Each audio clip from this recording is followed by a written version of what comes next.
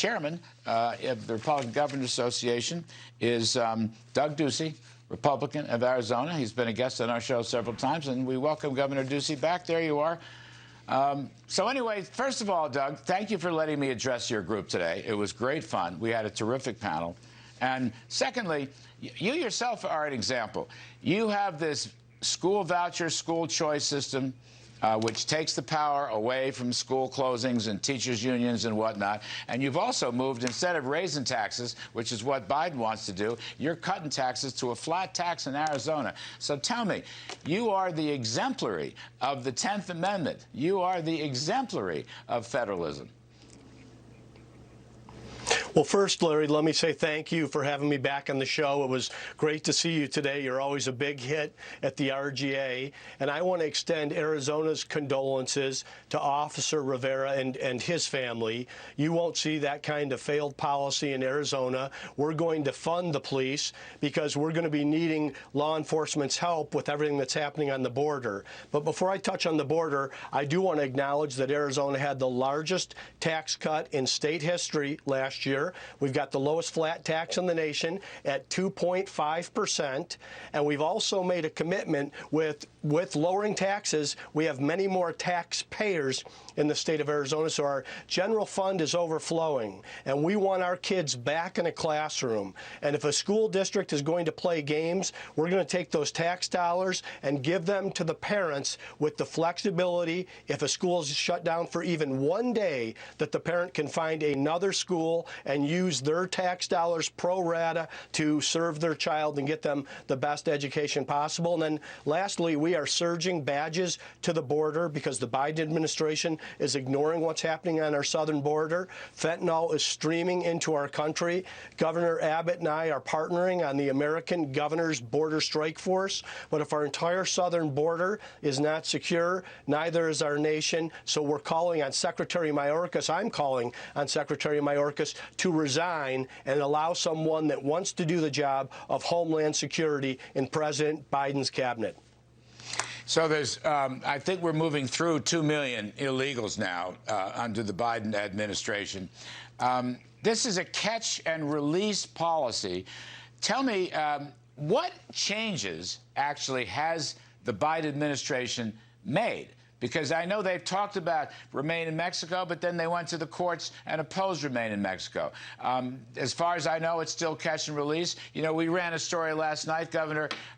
They're sending illegals by airplane in the dead of night to different parts of the country. The local authorities don't even know they're coming. We singled out Westchester Airport, north of New York City. I mean, has the Bidens actually made any policy changes to stop this catastrophe at the border? Joe Biden's policy is an open borders policy.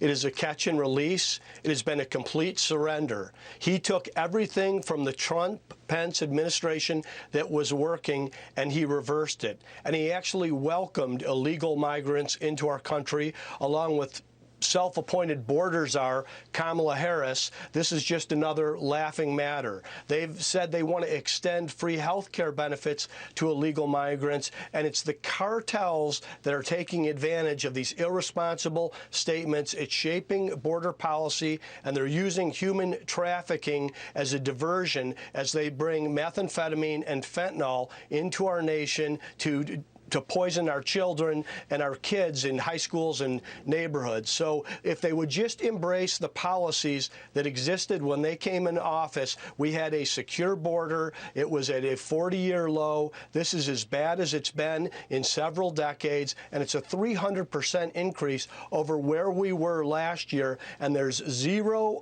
attention and no action from the Biden administration. So in the spirit of federalism, you and Governor Abbott of Texas are taking matters into your own state's hands and changing the policies or beefing up the border authorities and policing. Is that what's happening?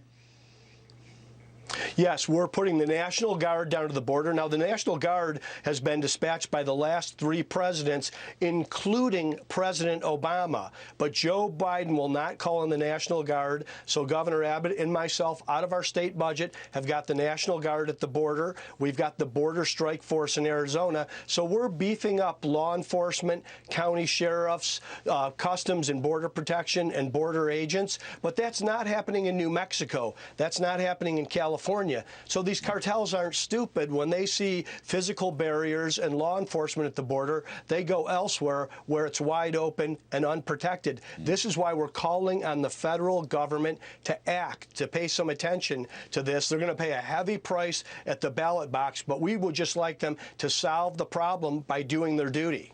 Yeah, so absolutely right on that. So, you know, I can't help myself as a supply sider. I want to brag on you for your 2.5% flat tax. Now, here's the thing. The Biden administration and Schumer and Pelosi and all the left-wing radicals, big government socialists, they want to raise taxes. Okay, and the economy is slipping because of the inflation, because we're spending way too much money and the Fed is printing too much money. So, again, in the spirit of federalism, you're showing the way. You're giving us a 2.5% flat tax. So Arizona will surely outperform the nation if this keeps up. Every time we've lowered taxes, we've had more taxpayers moving into our state. Americans are being pushed out of these places with bad policy. I said in my State of the State, Larry, that Ronald Reagan noted, had the Pilgrims landed on the West Coast, they may have not bothered to discover the rest of the country. Yet today, California has an exodus because of these failed policies of the left. It's pushing real Americans out where opportunity is abundant, and we're thrilled they're coming to Arizona. We just ask that they remember why they left California in the first place.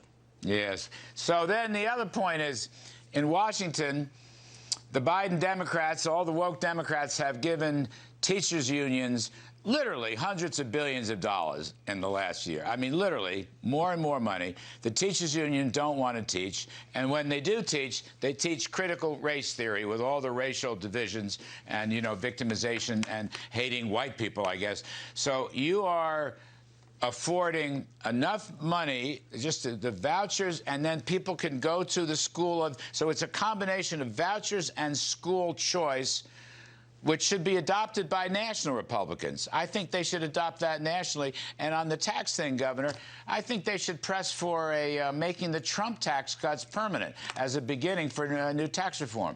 2 things that could come from the states. I welcome all my fellow governors to take our policy and apply it to their kids. These government unions do not have our kids' and families' best hearts in store, so we've provided a flexible scholarship of your state dollars. If a school closes for 1 day, or if there's school districts that aren't following the law, you can take your child and you can use that money for tuition, textbooks, tutoring, whatever you need. We're barring critical race theory in Arizona. We're not going to divide people by race in Arizona. We're going to follow the admonition of Martin Luther King Jr., and we're going to judge people on the content of their character and not the color of their skin. Amen.